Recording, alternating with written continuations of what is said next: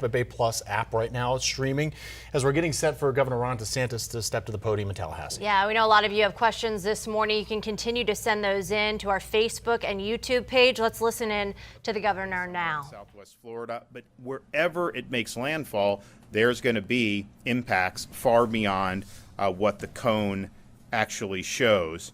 Now, we have made, as I mentioned yesterday, pre-landfall declaration requests from FEMA. Federal government has approved a portion of our request. There are going to be landfall requests for major disaster declaration and individual assistance, and we anticipate those being approved as well. We have 51 counties currently under a state of emergency. As of the 5 a.m.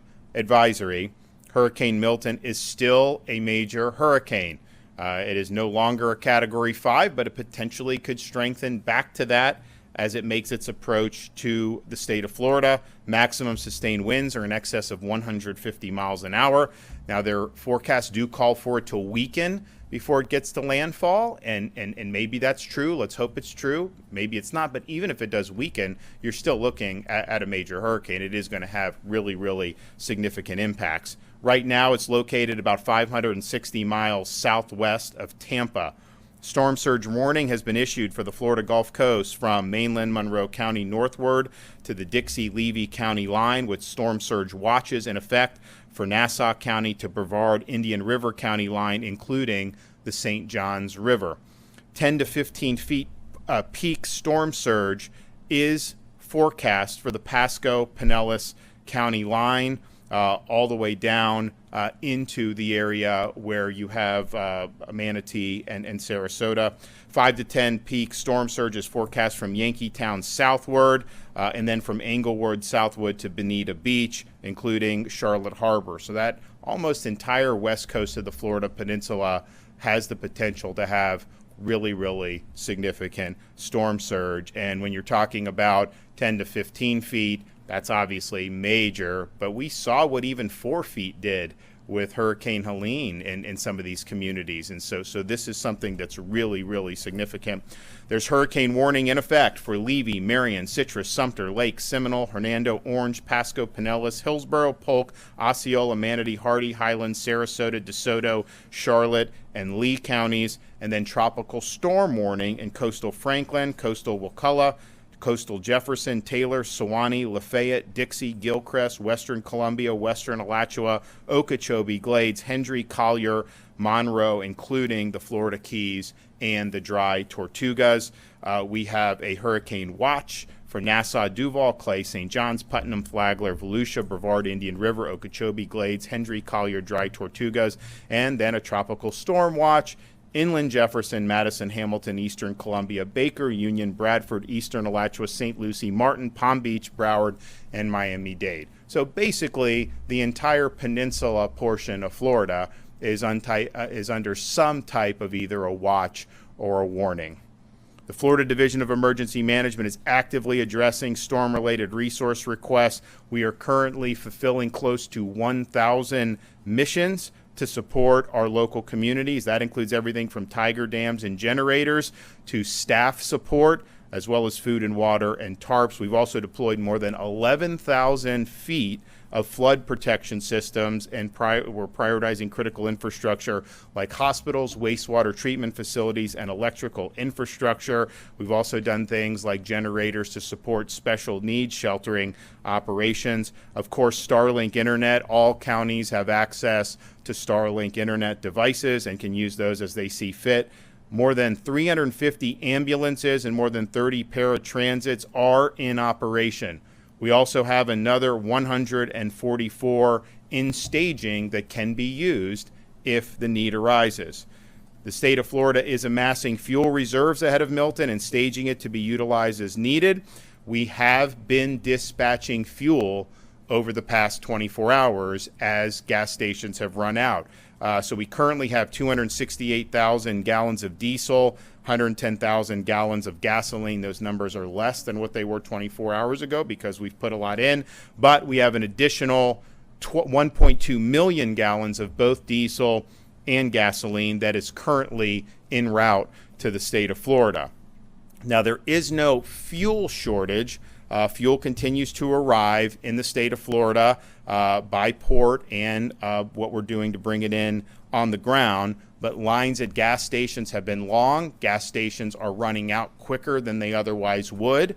And so that is causing the state of Florida to help assist with the mission to be able to get fuel to the gas stations so that Floridians have access. So last night, 27 fuel trucks were escorted by the Florida Highway Patrol to deliver fuel to stations in the anticipated impact area. We're also working with fuel companies such as Racetrack, Wawa, Shell, and Walmart to ensure fuel trucks are working 24/7 to keep fuel delivered as it comes into our ports. Now, Port of Tampa, for example, our Gulf Coast ports are not going to be receiving ships at this point per the Coast Guard.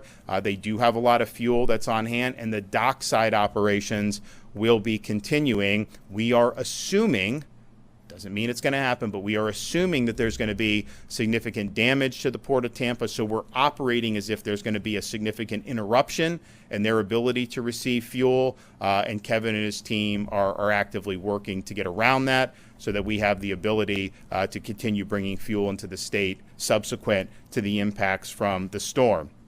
You know, as we've been noting, we have taken on this debris mission to supplement the local governments in areas like Pinellas and Manatee, which saw a lot of debris left over for Hurricane Helene. Local officials, private contractors, continue the debris removal mission. Our folks are going to continue to work 24/7. Our executive order requires the landfills to be open 24/7. And in fact, we've had to even pry a couple of them open to make sure that not just the state trucks and the private vendors, but also private citizens are able to drop off debris. We want to get as much of the debris picked up as is possible. And as I noted, when we saw that there was a storm forming, we understood that there was a lot of debris on the ground. Some of the contractors work at different paces. This was not something that they were necessarily doing very quickly. So we took all state assets that were available throughout the state, took them off their normal missions, and surged them into these affected areas. We've now deployed over 300 dump trucks, and they are continuing to work 24/7. So we have had, just with Florida Department of Transportation, in the last 48 hours, they've removed 1,200 truckloads of debris from those hard-hit areas. That's almost 22,000 cubic yards. That is the equivalent, moving in 48 hours with our state asset, than what any single private contractor has been able to do in the entire time since Hurricane Helene. So we appreciate what they're doing. They've been working around the clock, and we want to continue that all day today. It's going to continue and into tomorrow until it's no longer safe to do so. The Florida National Guard, Florida State Guard, additional FDOT personnel, and Florida Highway Patrol are all involved not only in the debris removal, but in the larger hurricane preparation and response. We will have, before landfall, 8,000 National Guard for the state of Florida that will be activated. We have already on hand 34 different search and rescue aircraft. We've never had this many resources prior to a storm. We have had what's called EMAC requests that get sent out to other states, and we've had a tremendous response from other states. Just like we responded to North Carolina when they needed, states have come to Florida's aid. And so I just want to thank the states that have stepped up and helped us, whether it's a Chinook helicopter, whether it's some search and rescue personnel, you name it. We've had a number of states that have stepped up to help us. Linemen and power restoration resources are being marshaled in advance of the storm, as is our standard practice. We now have in excess of 37,000 linemen that are either in or en route to the state of Florida. As most people know, Hurricane Helene left a lot of damage in some of our neighboring states, and there have been a lot of linemen surged into those states still working on major power restoration. So some of these linemen are coming into Florida from as far away as California. So I know people like to see the site of the linemen staging coming on I-10 to get into the state of Florida, and you should be thankful for that. But just know some of them have traveled a long way to be able to be here and to be able to help get the power back on. We are hoping that number ends up in excess of 40,000. So that'd be significantly more than what we had staged for Helene, which was a very rapid restoration. Of course, this storm could present much different challenges. I would like to say that the electrical co-ops, they have staged 4,200 linemen, and their goal is to have 7,500 just themselves between these co-ops by landfall. And to put that in perspective, I think 5 years ago, I don't think the co-ops had anybody that would come in for mutual aid. So they've really stepped up and done a good job. And obviously, FP&L's got a lot of people. Duke, I know TCO has some. I think they're probably going to do some more as well. But everybody is coming together to do what they can to be ready for this potentially very complicated power restoration mission subsequent to the landing of Hurricane Milton. The state of Florida has also assisted in the evacuation of 202 healthcare facilities that are in the potential path of the storm. And I want to thank everybody that's been involved in that very difficult set of circumstances when you're talking about evacuating people out of healthcare facilities. So as we prepare for Hurricane Milton, we are also mindful that we have a lot of Floridians that are still reeling from Hurricane Helene. That's why we launched the Florida Disaster Fund, so that Floridians and others could make donations so that that money can go to help with relief efforts for Helene. This is a private fund. The donations are tax deductible. We are opening it also for Hurricane Milton. After Hurricane Ian, for example, the Florida Disaster Fund raised and distributed over $63 million to help Floridians. This thing helped rebuild homes. It helped providing food and supplies. It helped to aid small businesses. It helped to supplement incomes for teachers and first responders who were having to go perform their duties while they were still suffering from the impacts of the storm. And I've directed Volunteer Florida to keep the fund activated. We want to continue to do what we can. So far, almost $4 million has been raised for the victims of Hurricane Helene. Thanks for everybody who's done it. We've had tremendous donations from Lennar, Wells Fargo, Walmart, and Publix, but we're accepting donations in any amount that you can do. So please, if you want to do that, you can go to floridadisasterfund.org, floridadisasterfund.org. You can also text disaster to 20222 if you want to donate via text message. So we are closing in on less than 48 hours away from the projected landfall of major Hurricane Milton. Now's the time to execute your plan. You do have time to get to a shelter. You have time to evacuate further than that if that's what you want, but that time is running out. As we get into Wednesday, there's no guarantee what the weather's going to be like starting Wednesday morning. You may have a window where it may be safe, but you may not.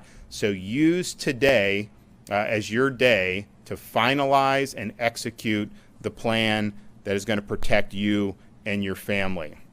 Know your evacuation zone. I think, unfortunately, a lot of people are now quite familiar with their evacuation zone, given what we've gone through in recent weeks. But if you have questions about that, you can visit floridadisaster.org/know to determine if you live in an evacuation zone. And again, a lot of the places on the west coast of Florida that did receive significant storm surge for Hurricane Helene is projected to have even more storm surge from Hurricane Milton. Evacuations were in effect starting yesterday, and those are ongoing. Mandatory evacuations have been issued for portions of the following: Charlotte, Citrus, Collier, Hernando, Hillsborough, Lee, Manatee, Pasco, Pinellas, Sarasota, and Volusia counties. Of course, we suspended the tolls along the evacuation routes, and the Florida Department of Transportation has opened roadway shoulders as necessary to facilitate evacuations and ease congestion on both I-4 and I-75. Yesterday saw a lot of people on the road. Particularly, those are roads that on rush hour are very crowded anyways. It was about 150% more than what we would typically have on roads like I-75. That moves slow. The average was about 20 miles an hour. That resolved at about 1 a.m. Traffic resumed to normal flow, but we're already seeing traffic get heavier today, so just be prepared for that. FDOT is using all the resources to be able to create as much flow as possible, but there's an inordinate number of people that are on the road, knowing that it's going to be probably for most of today slower than normal. Just keep in mind, you do not have to get on the interstate and go far away. The shelters are open in all of these counties now. You can evacuate tens of miles. You do not have to evacuate hundreds of miles. Of course, it's your choice what you want to do, but there are options. And I know there's a lot of folks, particularly a lot of elderly, they may not want to get on the road on these interstates in normal circumstances, but certainly in circumstances where they're really going to be jammed, you do have options. And that is not something, when you hear evacuate, don't think you've got to get on the interstate and outrun the storm. You can find safe places on higher ground, hunker down, and then be able to go back to your home when the storm passes. We also have emergency accommodation modules that are activated through Visit Florida, both Expedia and Priceline. If you want to access these modules, you can go to visitflorida.com/Priceline and then Expedia.com/Florida. We've also worked with the Florida Restaurant and Lodging Association, and they are working with members to continue to offer reduced prices for hotel rooms on a distress rate for Floridians who are fleeing the storm, as well as waiving or reducing applicable pet fees.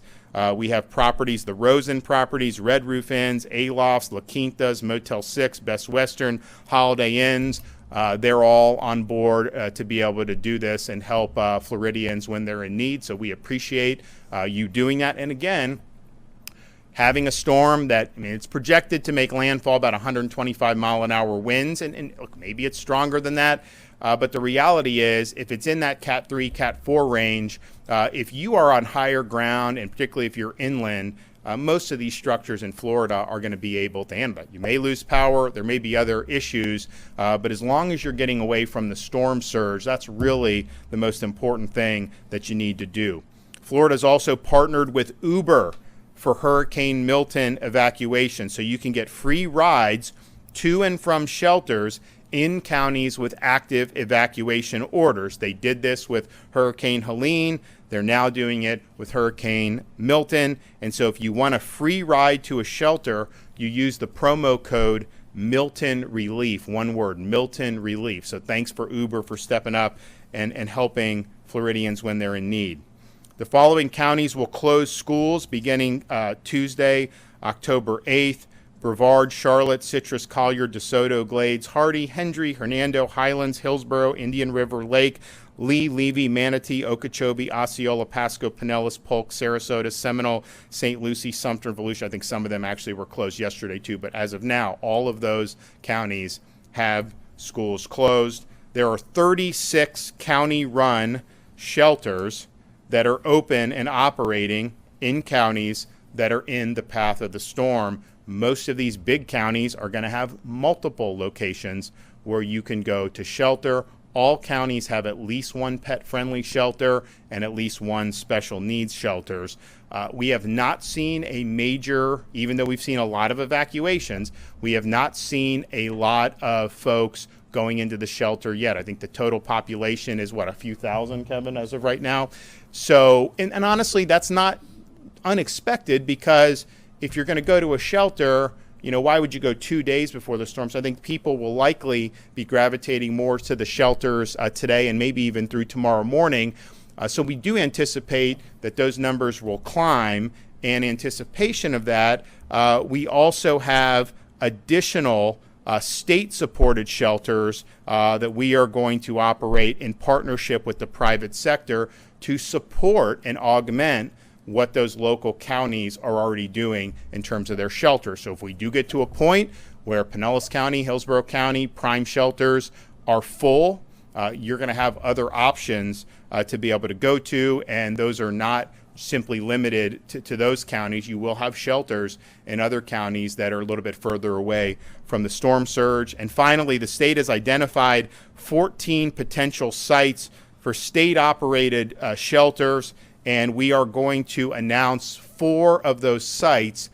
These are big, like Category 5 proof warehouse type things that can have thousands of people. They can do, how many thousands you think on some of those? One of our sites, we estimate about 10,000. Yeah, so we have one of the sites can do 10,000. Others will do multiple thousands. But these are designed to be a shelter of last resort. And so they are going to be adjacent to some of the evacuation routes. We're going to have some in Polk County, close to I-4, and then we're going to have some in Hillsborough and Pasco County, not too far from I-75 north. And so those will be announced. We're going to start with 4.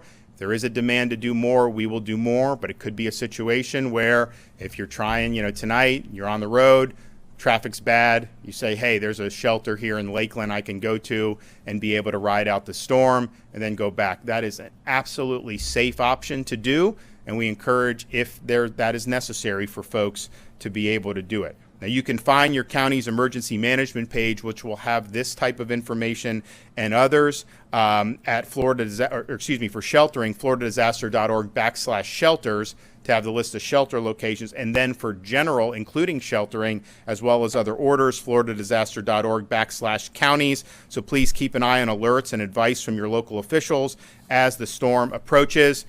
This has been a very difficult time for a lot of people in the state of Florida. To have a major hurricane come, not even 2 weeks ago, that we got hit with Hurricane Helene, is a very difficult thing to go through. We did have people lose homes. We had people lose very valued possessions. And unfortunately, we did experience loss of life. And so you never want to have to go through that again, but you certainly don't want to have to go through it on the heels of less than 2 weeks after getting hit by a Category 4 to potentially have another major hurricane that's going to impact some of the very same areas that saw significant storm surge. But here we are. I can tell you the folks back here at the state EOC, this has been going on now for a little bit more than 2 weeks in terms of our first state of emergency with Helene, working on the prep, working on the response, and now we're responding to Helene and preparing for Milton and going to have a really robust response for Milton.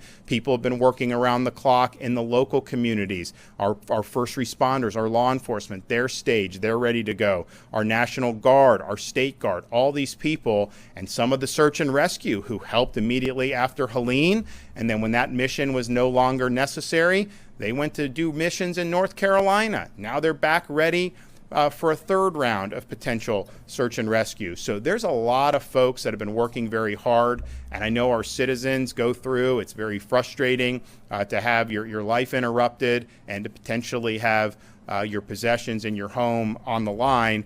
We can't control how strong or weak this storm will be when it hits the state of Florida. We can't control the path of the storm. The only thing that we can control is the decisions that are made on an individual level to be able to protect yourself or your family. We hope to have as minimal damage as possible, but looking at how big this storm is, there's going to be significant damage in different parts of Florida. And it's not just going to be with the surge. That will be probably the worst, but this storm is going to go through the peninsula as a hurricane. And you're going to have hurricane force winds on the east coast of Florida. So make the decisions now and execute your plan to be able to protect yourself and your family. No matter what property damage is done, we can rebuild homes, we can rebuild businesses, we can get people back on their feet, but only if they're safe and they survive the storm. We're not going to be able to bring people back who stay behind in 10 or 15 feet of storm surge. So you have time today. Time is running out, but you do have time today to make the decision to heed any evacuation orders and to do what you need to do to protect yourself and your family. So please take heed and do it now. Okay, Kevin Guthrie. Thank you, Governor, for your leadership and your support as always, and helping that we can ensure resources are ready to quickly deploy into communities. The State Emergency Response Team, as the Governor has mentioned, are working on nearly 1,000 missions. Some of those missions that are starting to come in are definitely post-landfall missions for points of distribution, food and water, and things of that nature. We will continue to fulfill these requests until it is no longer safe to do so. Life-threatening storm surge is expected along Florida's west coast.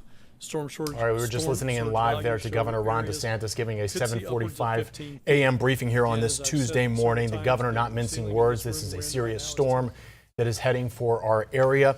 He started off by mentioning 10 to 15 feet of storm surge coming to Pinellas, Pasco, Hillsborough, Manatee, as well as Sarasota counties, and to be ready for that urging everyone to evacuate if so far you've been told to evacuate. The governor there mentioning they are bringing in dams, generators, food, water, tarps, extra ambulances as well, and they are amassing fuel reserves at the state line, even bringing in some of those fuel reserves today to get them to gas stations so folks can get out of town. Yeah, the key there is said there's no shortage right now. I know a lot of you have been driving around trying to fill up your tanks and struggling to find gas. The good news is that gas is continuing to come here to the state of Florida. He just said 1.2 million gallons of both diesel and gas en route to Florida at this point. So they are trying to get that here as quickly as possible, and there is no shortage, he said. 27 fuel trucks sent to impacted areas too. Also going to be filling up at racetracks, Shell, Wawa, Walmarts too, trying to keep those tanks full. I know a lot of people have a lot of questions about that. We also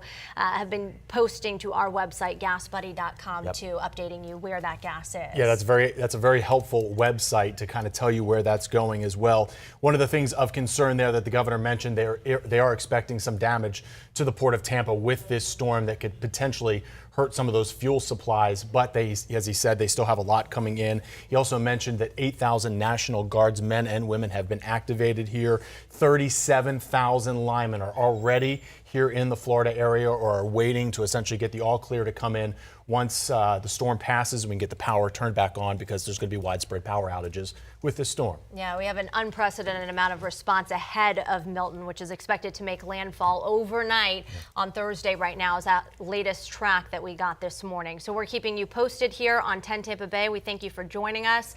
We're going to have more news conferences throughout the day, but we want to send you back to your regular programming here on CBS.